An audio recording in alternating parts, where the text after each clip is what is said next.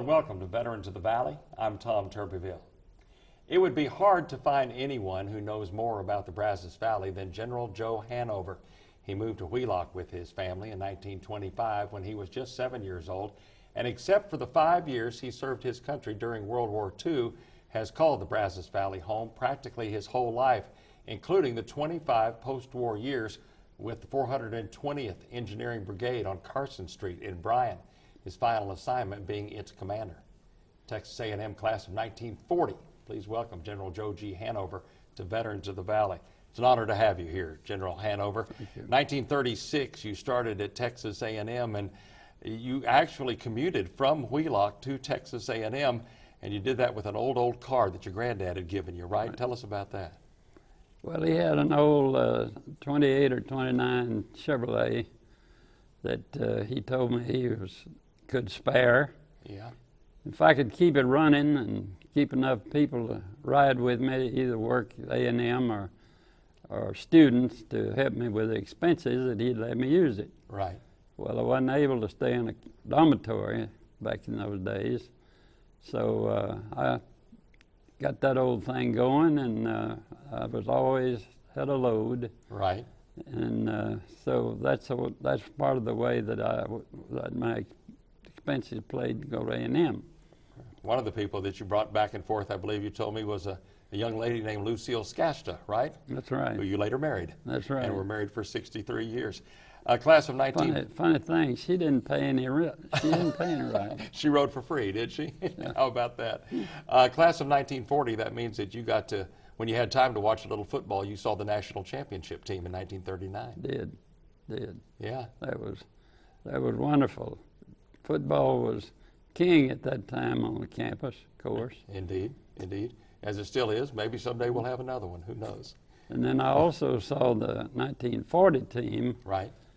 That never lost a game until the Thanksgiving game. Had we won that game, I understand we would have gone to the Rose Bowl. Right. Only chance, I guess, ever should go to the Rose Bowl. You graduated in 1940 with a degree in civil engineering and went to work in Hearn for the highway department, but then in February of 41, you got your orders and you were in the military. Sort of take us from there, and what happened after that? Well, I got my orders in February of 41. Right. And said to report to the 54th Coast Artillery, in parentheses, COL. Mm-hmm. I had no idea what that meant. Had to report to Fort Crockett in Galveston, and got down there, and that meant it was a colored unit. Mm-hmm. The enlisted men and the NCOs were colored and the officers were white. Yes, sir. We gathered at Fort Crockett to sort of get organized, and there was a camp being built about 8 or 10 miles out of Galveston called Camp Wallace. Mm-hmm. And when that got adequate enough for our troops to move in, we moved out there. Right. Had no streets, and it was mud and in a sort of a low area, but we moved in there, and that's where our troops began to assemble and came to us, and we were to issue their equipment. And it was a 6-inch gun outfit called Coast Artillery. Mm-hmm. The mission of the Coast Artillery, as the same name implies, was to guard the coasts of America. Right. And we got our guns, and they were old World War I guns, had rubber tires, solid rubber tires, and were pulled by a tractor. Mm-hmm. It was called a mobile unit, not very mobile with that sort of a towing equipment, but it was termed mobile. Right.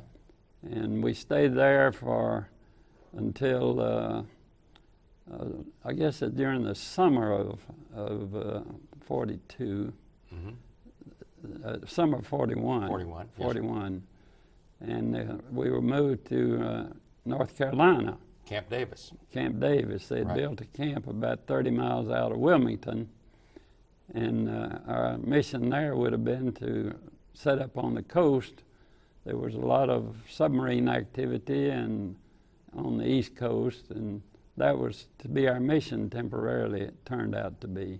To check to see what those subs were doing. Yeah. Keep an eye on them. Now, you were at Camp Davis on December the 7th when Pearl Harbor was attacked. What do you recall about that Sunday and what you were doing and how you heard about it? Well, we thought we were going to get 2 weeks of Christmas vacation. Mm-hmm. And my wife had gone home, and I was going to join her back in Wheelock for Christmas. So she was not at the home with me. So I went to the movie on December the 7th and got out of the movie and went by a filling station, and the radio was blaring, and I said, "What's happening?" And somebody said, "Well, did you hear what happened at Pearl Harbor?" And I said, "No, I didn't have in Pearl Harbor," and didn't pay much attention to it. Went on down the road a little ways, and there was some more racket going on, and I stopped and I said, "What's happening?" And they said, "Well, the Japs had bombed Pearl Harbor." And I said, "My Lord, what's happened there?" Mm-hmm.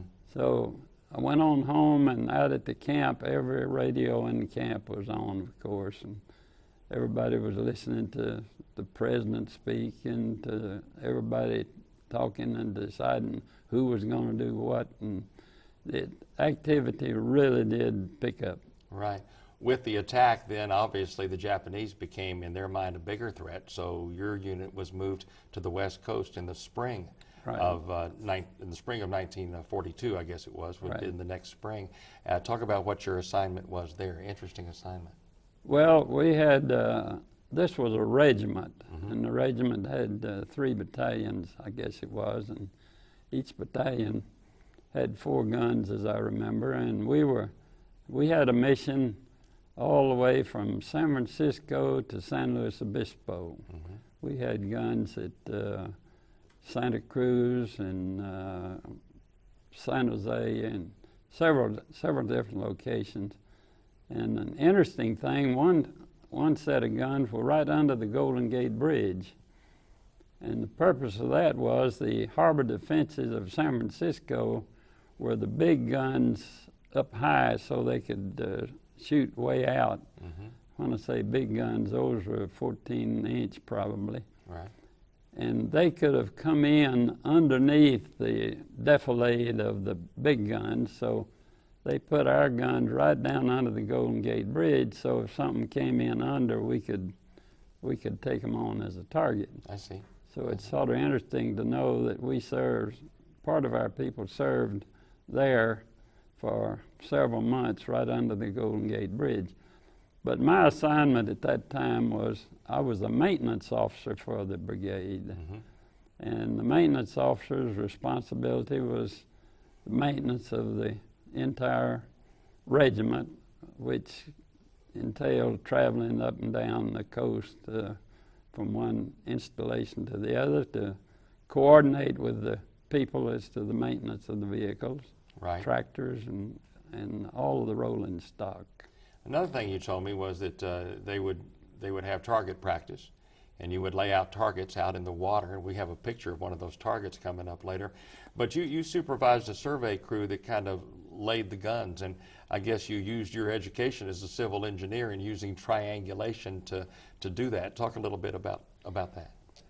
Well, people that know about triangulation, or the two sides and the included baseline, know that you can lay out the baseline with a known length, and you can then, by triangulation, tell how far the target is or how far you need to shoot. Right. So part of my responsibility was to help lay out the baseline. It had to be known exactly the exact length. And I had to form a survey crew out of these boys that didn't know an instrument from a pencil. Right. And so to start doing that, I had to teach them a little bit of triangulation and a little bit of math and all that. So that was another one of my assignments. It turned out to be pretty good. So all you kids out there who think that math and arithmetic doesn't do you any good, you can prove them wrong. You can use it. Wrong. Indeed. It was finally determined that the Japanese weren't going to attack the west coast of the United States, so that job disbanded, and you went to Fort Rucker, Alabama, when you were a captain. Sort of take us from there. Well, after they decided that Coast Artillery was losing its real importance or necessity, they took these boys that were in this Coast Artillery unit and made them into combat engineers. Mm-hmm.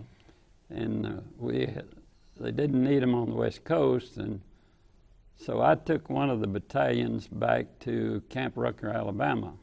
I was the leading officer on the train with about 400 of the boys, and we traveled from California to Camp Rucker, Alabama. Right. And I turned them over to the people, the engineers there, and I was relieved from assignment from them. Right. It's about this time that you received a 2-month sail date to Europe, so you knew that you were going to go and be involved in the war in Europe. Well, I went first. I had to go to engineer school. Right. I applied to change my commission from Coast Artillery to engineer, and they sent me to a 6-week school up at Fort Belvoir. Mm-hmm. When I got back from there, they had me assigned as a company commander for an engineer maintenance company, Right. which does all type of maintenance for any type of engineer equipment. Had 185 men and 5 officers. I didn't know not one single one of them. I had to learn all them as well as to get acquainted with being in command of this engineer unit. And as you mentioned, we had a sailing date of 2 months. Right. Let's go ahead and move to that. That was February of 1945 is when you sailed, and you talked about the trip over to France in a converted ocean liner, and you weren't sure you were even going to make it to the war. That trip was so rough. Talk about that. Well, it was wintertime, and they told us we were going to travel what they call the northern route, I presume for as much safety from submarines as possible. And there were probably 30 ships in the convoy, and we were circled by Navy vehicles all around for protection. And the second day out, we hit a storm, as they say, it's very usual in the northern route. And for 2 nights and 1 day, that ship turned every way but over. It would rock to the side and back the other way, and the waves would go over the deck, and the front end would come up off the water and come back down and pat like a dog, and the rear end would come up and the propeller would go that way, you know, and there were 5,000 of us on a ship that in peacetime, I presume, would have carried about 400 or 500 passengers as a cruise ship. Right. And that thing, there were 5,000, and I think 4,900 of them were sick. And everybody wanted to be on the top bunk, Right. as you can imagine. Right. But you made it. It was a 12-day trip. We made it. It landed at Le Havre, France. And before we go to some photographs, talk a little bit about what your job was in Europe. I know that it was sort of a separate company. You finally went into Belgium, at Liège, Belgium, and sort of talk about what your job was. I know you kept cranes in order that were unloading boats and all that. Tell us about what you did. Well, one of our big missions, after we got off and were in Hasselt, Belgium for a while and got our equipment all unpacked, and finally got a mission, and they sent us to Liège, Belgium. Mm-hmm. And Liège was on a big canal, and it was a big engineer depot, and they unloaded all the barges with cranes. Drag line is a better terminology for a lot of people. And there were some 40 of those things unloading equipment, and it took a whole lot of maintenance and maintenance people to keep those things going. Right. And we also got equipment back from the front that had either been damaged or totally blown up, and we could either fix them or issue them a new one. Right. And we repaired little generators or any type of engineer equipment. Right. And a lot of these cranes that we were talking about were actually run by German POWs. They were. Interesting, very interesting. And then later you were moved to Antwerp, I believe, and did essentially the same thing. Is that right? Well, one of my platoons went to Antwerp. Right. Just one platoon. I see. Went to Antwerp. And during that time, they were subjected to the buzz bombs that came over. I see. I see. Let's go to some pictures now. We've got 8 or 9 photographs that you've supplied to us out of a magnificent photo album. And let's go to those and take a look at them. They're right there. If you can tell us that's a young Joe Hanover, about how, I guess that's right when you... First one on active duty. When you first went on active duty. So you weren't very old then. What were you about? Well, that was in 41, I guess, so I was 23. About 23 years 23. old. All right, raring to go. Mm-hmm. There's you and Lucille. You were married soon after you got out of Texas A&M, because you said she wouldn't marry you until you got a degree and got a job, right? That's right. Okay. She told me that several times. And you did both of those, and you got married. Right. Good-looking couple. Where was that taken? Do you recall? I was taken at Camp Davis, North Carolina. Okay. Okay. In 1941. All right. There's you and a buddy in an old automobile. I guess was that was a 1940 Plymouth that we bought just before they quit making them. Mm-hmm. And we drove that during the whole war. As a friend of mine from up in Iowa. I see. Okay, let's move on. This is one of the targets that we were talking about off the west coast. You can see the pontoons on it. So you all constructed this pretty much, right? Yeah, I built that with some of my troops, and that was towed. Mm-hmm. It would float, and it was towed about 1,000 feet behind the towboat. Mm-hmm. So they wasn't in the danger of shooting and hitting the towboat. I see. Somebody hit the target, Right. you can see there. As you can see. Okay, let's move on. Tell us about this. Was taken in Corpus Christi. Tell us about this. Well, I convinced the Army that we ought to learn to be transported by air for some thing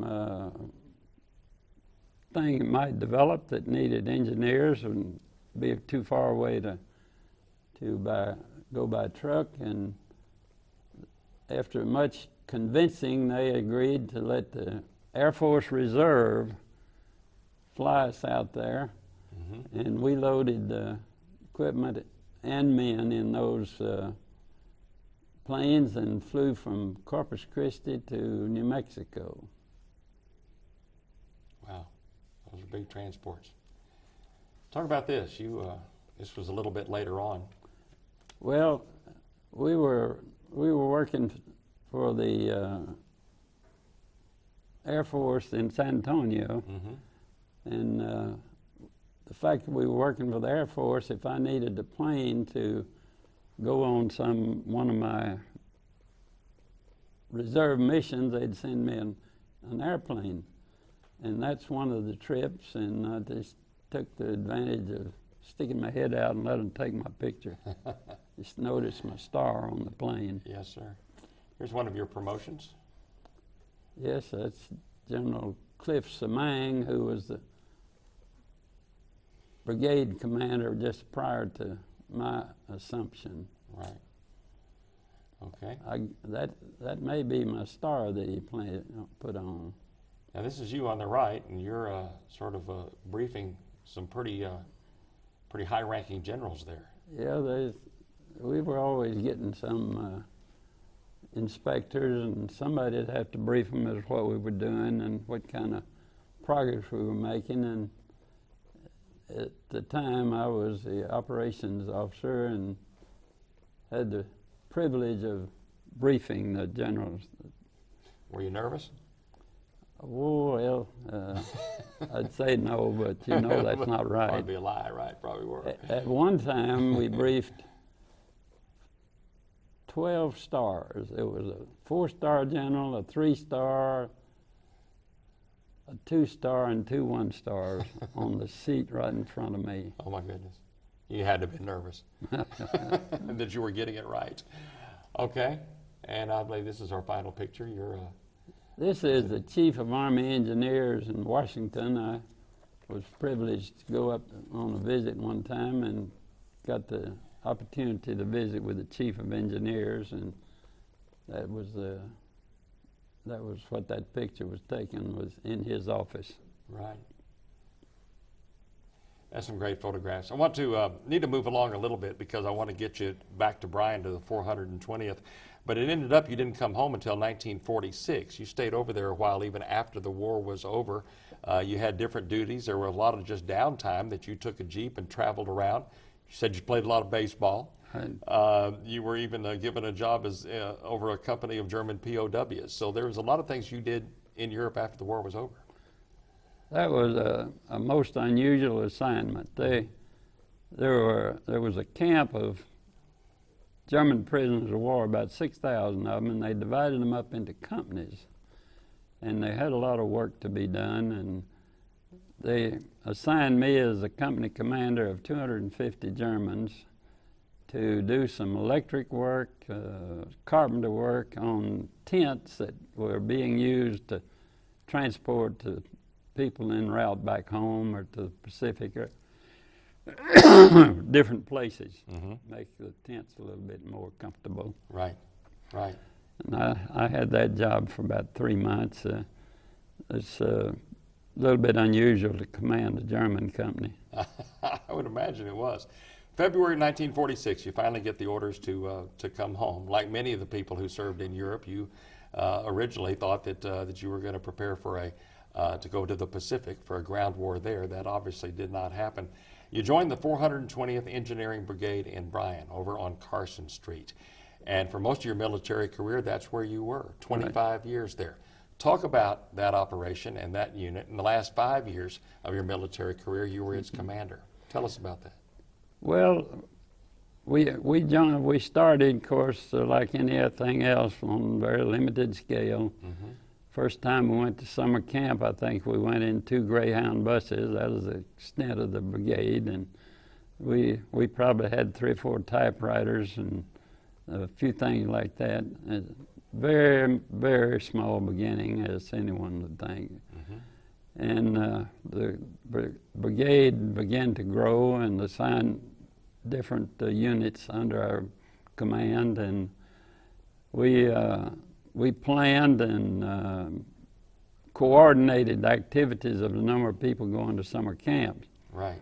The brigade at that time had under its responsibility all the engineer reservists. Now, I'm be specific, engineer reservists in Texas, Oklahoma, Arkansas, and Louisiana. Right. We had units stationed in each of those states. And of course they had to go to summer camp in various places, and we had to arrange for all of that and find something for them constructively to do at a summer camp. Right. And it wasn't too hard to find work for engineers to do on a post or installation. You did a lot of travel to these 4 states, obviously, because you were the main guy in charge of supervising this, right? Right. And you talked about engineering is really a vast field, obviously. You were involved with Green Beret schools, even diver schools, and lots of other educational opportunities, right? Yeah, I went to several different schools. I went to USC one time for a week of military orientation of some sort. I went to Utah one time to what they call the CBS school, which is biological, chemical. I went to the Green Beret School in North Carolina. I went to Command General Staff School. I went to the Army War College. I had a great variety of opportunities during the time I was in that brigade. We've got just a couple of minutes left. I want you to talk about, I think that this is just fascinating. You and Lucille, you were married in 1940 after you got out of Texas A&M, but you actually started the first grade together. We did. So she was a lifelong partner, was she She not? was a lifelong partner. She was a great partner. Yeah, we dated all through high school and Right. went to school in Wheelock. Mm-hmm. And at that time, you couldn't graduate in Wheelock. You went to the 10th grade, and just before we got into the 10th grade, they started busing the school to Franklin. Right. So I actually graduated from Franklin High School, and she went to Waco to business college and was there a year and got her degree as a stenographer and got a job at A&M. And of course, I was going to school and she was working, and that's when I propositioned her to marry me. And 63 years that you all were together. We're just about out of time. I wish we had had more time to talk about it. I'll just mention it real quick about how in your retirement years you went out to Hearn and you bought the Railway Express office out there and you moved it to Snook, and you've got a living house out there. Right. That's just fascinating. Yeah. I wish we could make a whole show just out of that. But thank you very much for your service, and congratulations in your retirement, and thank you for everything you've done. My pleasure, and Tom, I appreciate what you do for these shows. All right. It's been a great education for me, and I know a world of people in the community. Well, I appreciate that. Thank you very much. Appreciate it. Joe and Lucille Hanover were married 63 years before her death in 2003. They had a daughter, Joseal, who lost a battle with leukemia in 1983. He lives in Bryan in the same house that he and Lucille built in 1957. Joe Hanover is indeed a son of the Brazos Valley, and we thank him for his service. I'm Tom Turbeville. Join us next time on Veterans of the Valley.